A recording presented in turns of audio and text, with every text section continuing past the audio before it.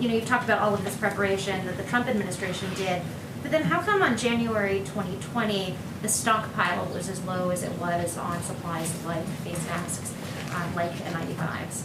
Yeah, it's a really good question. It's a really important question, and perhaps I should redirect your question to President Obama, who left the stockpile empty, and there was a USA Today fact check of that. He left the cupboards bare, as the president noted, and USA Today said there is no indication that the Obama administration took significant steps to replenish the supply of N95 masks in the strategic national stockpile after it was depleted from repeated crises. So at the H1N1, it was full. At the end of H1N1, it was empty, and President Obama left it empty and took President Trump to refill it. But your national biodefense strategy came out in September 2018, and the president has been now in office for over three years at this point. Yeah, well, we refilled that stockpile. We got the N95 masks out.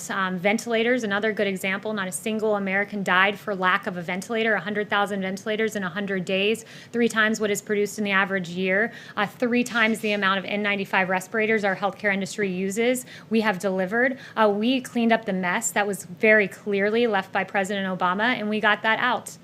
And I would also note, in terms of fixing the stockpile, it's also fixing domestic supply chains. That was very important. And this president is the president who took on that issue, who said we need to produce here. We can't, as China hoards PPE, we need to have domestic manufacturing. So there was a systemic fix that needed to happen. And President Trump is the first president, in my knowledge, that has really, to this degree, took on that systemic fix. So to be clear, the stockpile was low when we needed it, which is Obama's fault for leaving the cupboards bare, even though Trump took office more than 3 years ago and replenished them, which is why the cupboards actually weren't bare and we had plenty of PPE. This is Trump's new press secretary, Kayleigh McEnany, talking in circles and hoping that everyone just gets lost in the fog of what she's saying. And in her defense, she's making it pretty easy. She's basically playing both sides of the coin here, blaming Obama for leaving Trump with, quote, empty cupboards as a defense for the fact that Trump never bothered to effectively ramp up production of PPE. But when confronted with the fact that Trump has been president for 3.5 years and had plenty of time to restock the supposed bare shelves, well then suddenly McEnany is suggesting that he did exactly that, and that in fact there was plenty of PPE.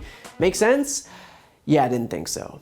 Here's the thing. With regard to the stockpile, Trump and his administration officials are lying. They did not inherit an empty stockpile. The director of the stockpile himself said that it was an $8 billion enterprise. So I get that Trump loves to claim that the cupboards were bare, but most of us wouldn't consider $8 billion worth of supplies empty. But let's just grant the Trump administration that there wasn't enough PPE in the national stockpile. Let's even pretend for a moment that it was completely empty. That still doesn't answer the question why Trump didn't move to replenish it during the last 3.5 years that he's been president. Imagine being at your job and not being prepared for a project, and when your boss confronts you about it, you blame the guy you replaced almost 4 years ago.